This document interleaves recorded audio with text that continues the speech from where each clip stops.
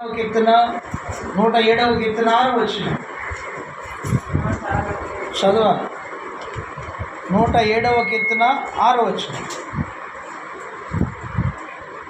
వారు కష్టకాలమందు యెహోవాకు మొరపెట్టి ఆయన వారిని ఆపదలో నుండి వారిని విడిపించింది. చూద్దామా ఏంటంట? కష్టకాలమందు వారు యెహోవాకు మొరపెట్టింది,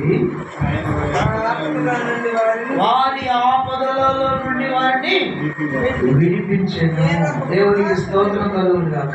ఏం చేశాడంట? కష్టకాలమందు వారు యెహోవాకు మొరపెట్టగా వారిని ఆపదలన్నిటిలోంచి విడిపించాడు. మరొక వచనం చదవండి. అక్కడ 13వ వచనం. మరలా 13వ వచనం. కష్టకాలమందు వారు యెహోవాకు మొరపెట్టి ఆయన వారి ఆపదల నుండి వారిని విడిపించెను. దేవునికి మహిమ కలుగును గాక. 19వ వచనం.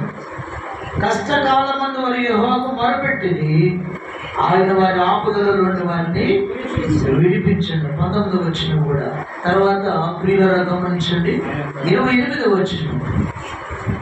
శ్రమకు తాళలేక వారు యెహోవాకు మొరపెట్టి ఆయన వారి ఆపదల నుంచి వారిని విడిపించండి. 39వ వచనం. వారు బాధ వలన, ఇబ్బంది వలన, దుఃఖం వలన తగ్గిపోయినప్పుడు రాజులను తృణీకరించుచుండెను.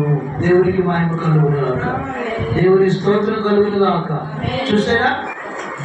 ఇబ్బందులన్నిటిలోంచి, కష్టములన్నిటిలోంచి వారిని విడిపించాడా? విడిపించలేదా?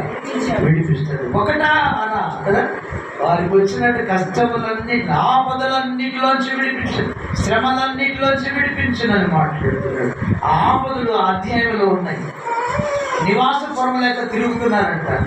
రకరకాల సమస్యలు ఉన్నాయి. కాబట్టి మీరు మనం కూడా దేవుడికి మొరపెడితే తప్పకుండా మనల్ని దేవుడు విడిపించేది. చెప్పండి, మన దేవుడు ఎలాంటి దేవుడు అంట? చెప్పాలి. విడిపించే దేవుడు, సహాయం చేసే దేవుడు. కట్లు విడిపిస్తాడు, కరువులు విడిపిస్తాడు, శత్రువులు విడిపిస్తాడు, మరణం విడిపిస్తాడు కదా. నవ్వుతున్న వారి అపహాసం చేస్తున్న వారి నుంచి విడిపిస్తాడు.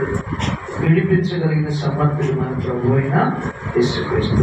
అలాంటి కృప మనం కూడా మన జీవితంలో మనకు వస్తున్న ఆపదలన్నింటిలోంచి విడిపించడానికి మనకు దేవునికి మొరపెట్టే బిడ్డలుగా ఉండాలి, ప్రార్థించే బిడ్డలుగా ఉండాలి.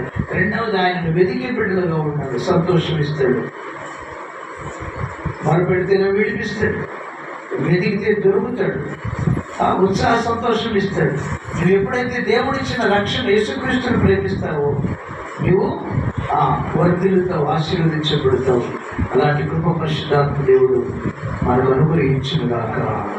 నీకోసం, నా కోసం మన ప్రభు వారి లోకానికి వచ్చి మనను కూడా పాపముల నుంచి విడిపించాడు, శాపము నుంచి విడిపించాడు, మరణము నుంచి విడిపించాడు, ఆరణాగ్ని కూడా నుంచి విడిపించాడు. శిలువలో నీ కోసం నరక యాతన అనుభవించింది. నిన్ను నన్ను విమోచించడానికి, విడిపించడానికి. కాబట్టి ఆ ప్రభువుని నమ్ముకుందాం, ఆయన ఎందుకు నమ్మిక ఉంచుదాం, ఆయన మాట ప్రకారం క్షమించుదాం. అలాంటి కృప పరిశుద్ధాత్మ దేవుడు మనకు అనుగ్రహించును గాక. ఆమె చిన్న ప్రార్థన చేస్తాను.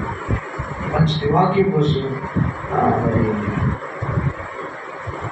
ఆమె ప్రార్థన చేస్తాను. వాక్యం కోసం చిన్న ప్రార్థన చేయ. వాక్యం దేవుడు